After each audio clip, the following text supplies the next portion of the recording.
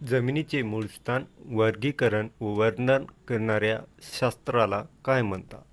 तर पेडॉलॉजी म्हणतात. जमिनीच्या भौतिक, रासायनिक व जैविक गुणधर्माचा अभ्यास करणाऱ्या शास्त्रास काय म्हणतात? तर इडॉफॉलॉजी म्हणतात. जमिनीच्या किती सेंटीमीटर जाडीच्या वरच्या थराला माती असे म्हणतात? तर 10 ते 20 सेंटीमीटर थराला माती असे म्हणतात.